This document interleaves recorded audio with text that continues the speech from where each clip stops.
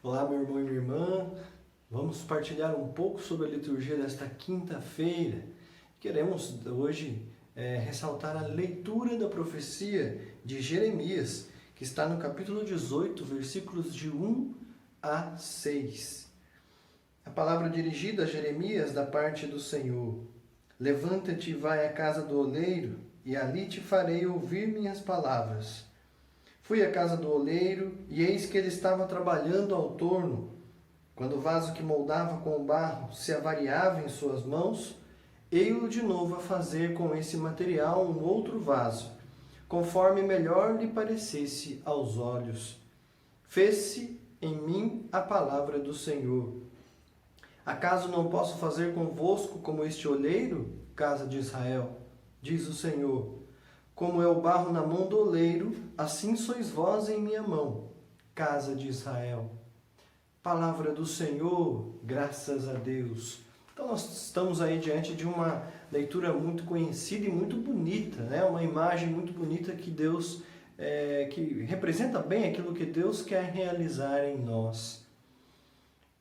Como oleiro que coloca aquele barro no torno e vai torneando, fazendo aos poucos no meio daquela massa disforme do barro aparecer um vaso. A obra bonita das mãos de Deus. Ele faz de um vaso, de um barro disforme, a sua grande obra. Nós somos essa sua grande obra. Cada um de nós, feito do barro, vai sendo moldado por Deus. E é muito interessante que, como diz aqui a própria palavra, o oleiro não desiste de continuar a sua obra, mesmo que às vezes não dê certo. Quando o vaso sai errado, né, por um problema aí do barro, do processo, ele desfaz e faz novamente. Pega o barro e mais uma vez tenta fazer esse vaso. Ele não desiste de nós. Então é importante que nós, como esse barro nas mãos do oleiro, que a gente possa permitir que Deus possa plasmar em nós, fazer de nós esta obra dele. O torno vai aos poucos mostrando a imagem do vaso. A coisa não acontece de uma vez. Depois, quando o vaso vai ficando pronto, aí é preciso fazer toda a parte decorativa do vaso, tomar cuidado com muita delicadeza, com muita sensibilidade, ir tocando naquilo que ainda falta ser, que ainda não está uniforme no vaso. Então, assim, é um trabalho de artesão, um trabalho manual que precisa ser feito com muita atenção e com muito cuidado. É assim que Deus faz a sua obra em nós. Infelizmente, muitas vezes, nós somos um barro duro, pouco maleável. Não permitimos que Deus realize a sua obra em nós. É uma pena, porque quem sofre somos nós mesmos. Se o vaso não fica bom, precisa ser quebrado para poder ser refeito.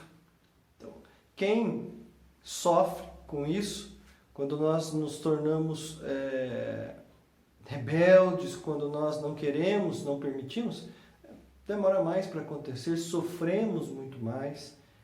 Quando ficamos presos em nossas seguranças e nossos comodismos, como se o nosso barro estivesse duro. E aí vai ser preciso ser quebrado tantas vezes para que ele possa adquirir, e o processo ser refeito para que ele possa de fato adquirir a forma correta. É muito interessante também notar que nós vamos muitas vezes errar, muitas vezes falhar, mas Deus não vai desistir nunca de reiniciar o processo. Ele não desiste de nós. E qual é esta obra? Que vaso é este?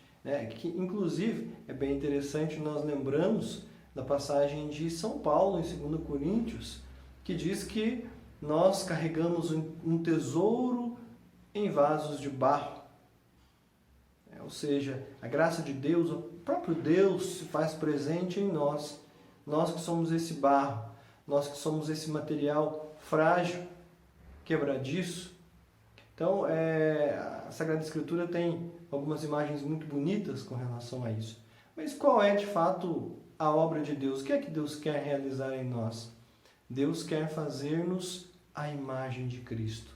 Esse vaso que somos nós, que precisa ser com muito cuidado, aos poucos, sendo feito, sendo completado, uma obra demorada, porque nós somos um barro difícil.